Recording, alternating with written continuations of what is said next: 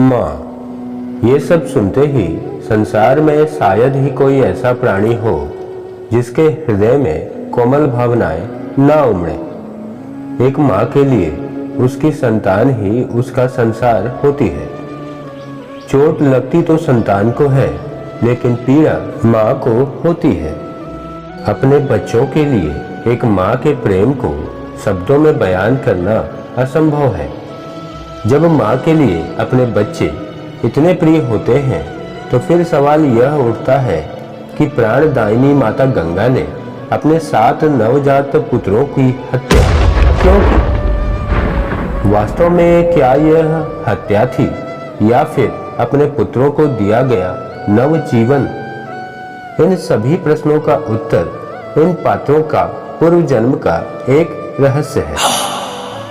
दरअसल राजा शांतनु और माता गंगा का पृथ्वी पर पुनर्जन्म ब्रह्मा जी के एक श्राप के कारण हुआ था। एक दिन जब राजा शांतनु जंगल में शिकार करने के बाद अपनी प्यास बुझाने के लिए गंगा नदी के तट पर गए तो वहां उन्हें एक बहुत ही सुंदर स्त्री दिखाई दी। इस स्त्री की सुंदरता पर राजा शांतनु मोहित हो गए। राजा शांतनु ने उस स्त्री के सामने विवाह का प्रस्ताव रखा, जिसे उस स्त्री ने एक शर्त के साथ स्वीकार कर लिया। यह स्त्री कोई और नहीं बल्कि स्वयं देवी गंगा थी। देवी गंगा ने राजा शांतनु के सामने यह शर्त रखा कि विवाह के बाद वे जो भी करेंगी शांतनु उन्हें कभी नहीं रोकेंगे और ना ही कोई सवाल करेंगे। परंतु जिस दिन शांतनु अपनी शर्त तोड़ेंगे उस दिन ही गंगा उन्हें छोड़ चली जाएगी। प्रेम में विवश राजा शांतनु बिना कुछ सोचे विचारे ही देवी गंगा की यह शर्त मान लेते हैं। दोनों प्रेमी एक दूसरे से विवाह कर लेते हैं। विवाह के बाद देवी गंगा अपनी पहली संतान को जन्म देती है, लेकिन जन्म के बाद स्वयं देवी गंगा अपने पुत्र को नदी में बहा देती है। राजा शांतनु देवी गंगा की शर्त के कारण ना ही उन्हें रोक पाते हैं और ना ही कोई सवाल कर पाते हैं। इस प्रकार एक एक कर देवी गंगा अपने 7 पुत्रों को नदी में बहाकर मार देती हैं। राजा शांतनु देवी गंगा से अपने प्रेम के कारण अब तक इस कड़वे घूंट को पीते रहे, लेकिन अपने 7 संतानों की हत्या से आहत शांतनु कब तक चुप रहते?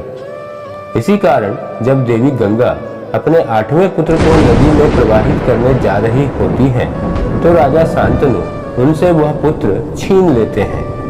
राजा शांतनु देवी गंगा को उनकी निर्दयता के लिए उन्हें धिक्कारते हैं, लेकिन जब देवी गंगा उन्हें उन 8 पुत्रों के पूर्व जन्म का रहस्य बताती हैं, तो राजा शांतनु के पैरों तले की जमीन खिसक जाती है। वास्तव में देवी गंगा और राजा शांतनु के ये 8 पुत्र पूर्व जन्म में वसु थे। इन वसुओं को महर्षि वशिष्ठ ने श्राप दिया था कि उन्हें मनुष्य रूप में पृथ्वी पर जन्म लेना होगा और कई प्रकार के कष्ट भोगने होंगे। परंतु जब इन वसुओं ने ऋषि वशिष्ठ से क्षमा मांग ली तो महर्षि ने उन्हें माफ करते हुए कहा कि वे पृथ्वी पर जन्म तो मनुष्य रूप में लेंगे, पर उन्हें जल्द ही मनुष्य योनि से मुक्ति मिल जाएगी। परंतु द्यौ नामक वसु को महर्षि ने पूर्ण रूप से क्षमा नहीं किया और कहा कि उसे मनुष्य रूप में इस पृथ्वी पर लंबे समय तक जीना होगा और धरती के सभी कष्ट भी भोगने होंगे। देव नाम का ये वसु ही वो 8वां पुत्र था जिसे राजा शांतनु ने देवी गंगा को नदी में प्रवाहित करने से रोका था। जबकि 7 पुत्रों को नदी में प्रवाहित कर देवी गंगा ने उन्हें श्राप से मुक्ति दिला दी थी और उन्हें कष्ट भोगने से बचाया था। वहीं 8वां पुत्र बड़ा होकर देवव्रत यानी भीष्म हुए, जिन्हें पृथ्वी पर कई प्रकार के कष्ट भोगने पड़े और अंत में बड़ी ही विकट मृत्यु के साथ उन्होंने इस पृथ्वी से विदा ले ली।